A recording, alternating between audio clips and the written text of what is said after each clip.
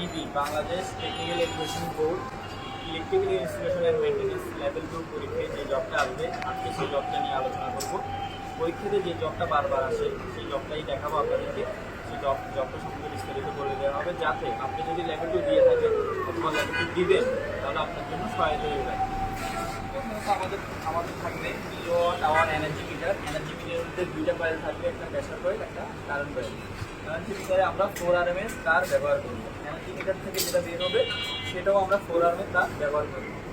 এর হয়ে আমরা আসবো এমডিবি, মেইন ডিস্ট্রিবিউশন বোর্ড। আমরা এমডিবি হিসাবে ব্যবহার করছি ডিপি ডাবল থ্রো একটা সার্কিট ব্রেকার, যেটার ভিতরে আমরা মিটার থেকে একটা ফেস আনবো, একটা মেটাল তার আনবো।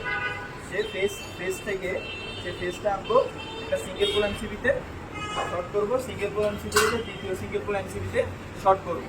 শর্ট করার পরে আমার ফেসের কাজ শেষ।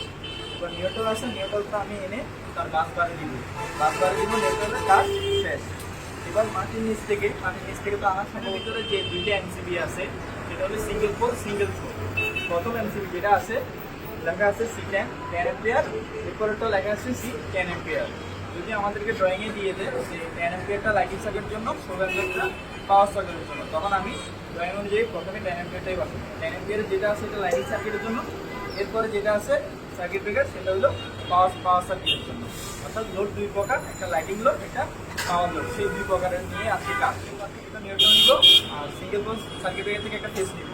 দুইটা তার আমি এটার ভিতরে হয়ে ফিশার ওয়্যার দিয়ে অথবা DI তার দিয়ে তার টেনে এটার ভিতরে আনবো, একটা সুইচ বোর্ডে আনবো। সুইচ বোর্ড থেকে আমি প্রথমে থাকবে একটা ফিউজ, তারপর থাকবে ওয়ান ওয়ে সুইচ, তারপর থাকবে একটা রেগুলেটর, তারপরে থাকবে একটা ওয়ান ওয়ে সুইচ 2 পিনকে কন্ট্রোল করার জন্য। শুধুমাত্র একটাই লোড থাকবে যেটা ফ্যান, এটা আমি সিলিং লুজ দিয়ে প্যান্ডেল হোল্ডার দিই।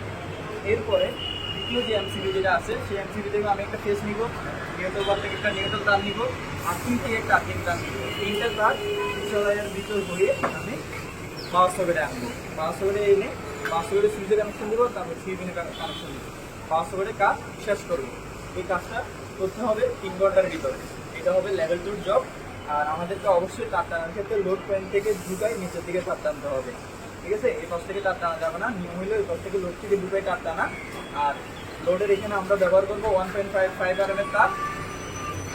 তারপরে পাওয়ার সকেটের জন্য আমরা ব্যবহার করবো 2.5 RMS তার।